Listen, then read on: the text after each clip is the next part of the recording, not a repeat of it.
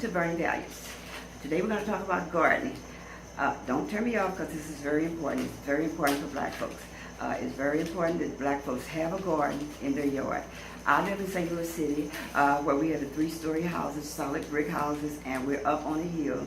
And we don't have flooding. We don't have things like gophers, deer, or anything. The soil is good soil for planting, and we have water.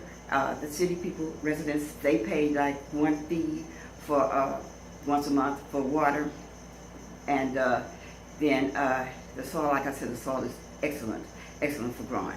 All right, let me give you a short history on gardening. This is what we just don't understand. We don't understand it. Black people just not understanding this. People fight wars because of land. People fight wars. This is basically what wars are about, fighting over land. The Europeans knew this. They was killing each other over there. The kings and queens kicked everybody off their land because, you know, the land have the animals, the water, and that's what it takes for life. And it's offensive to our Lord Jesus Christ when we don't use our resources that He have given us. They kicked them off the land. They came over here. They knew what to do. They killed off all the Indians, called them savages, and they were no good. And so they took the land.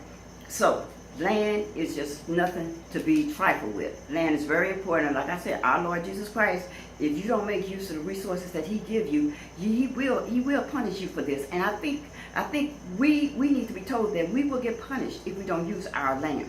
All these her houses in St. Louis City, most of them have big, large yards that are going to waste.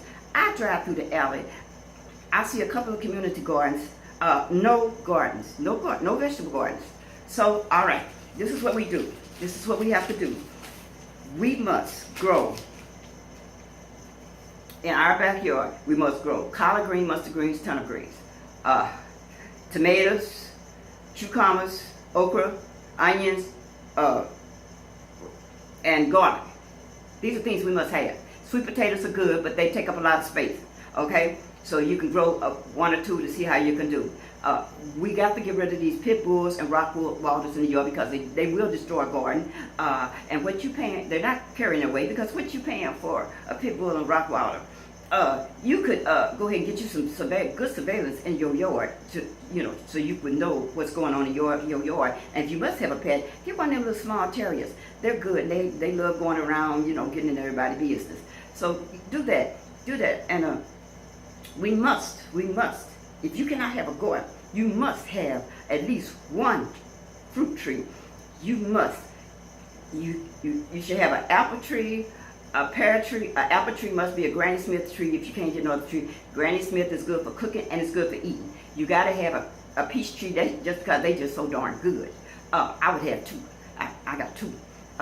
You got to have a pear tree. Pear trees are very good, very good. Get your cherry tree. That's good. You got to at least have one of them. If you can't have 2 of them in your yard at the same time. Now, it's not all bad, because I did go through the alley and I checked out one lady. She had lots of children. So her yard was very, very manicured, and I saw where she had a nice little pumpkin patch in the middle of her yard. So they really made my day, and I was very pleased. You must also get your grandkids to work in your garden. If you keeping your grandkids, like when they come home from school or something, you got to have some clothes for them to put on to work in the garden, because kids got to learn this. Like at age 6, you got to learn kids how to do this. This is part of your education. It's a part that you have got to get them to install in their head. I tell you a story about my mom. I was about no more than 7, and I would garden with her.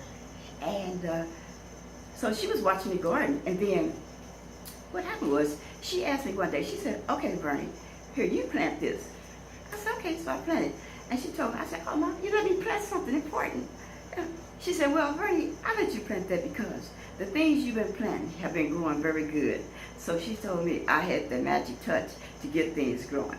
That kind of stuck with me.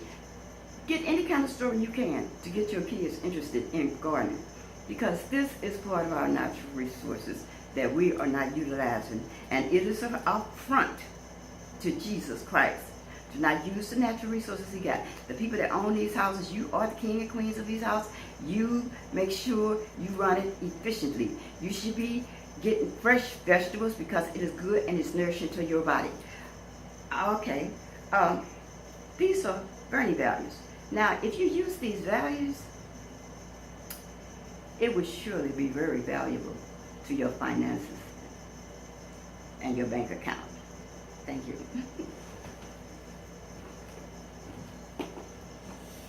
Oh, shit.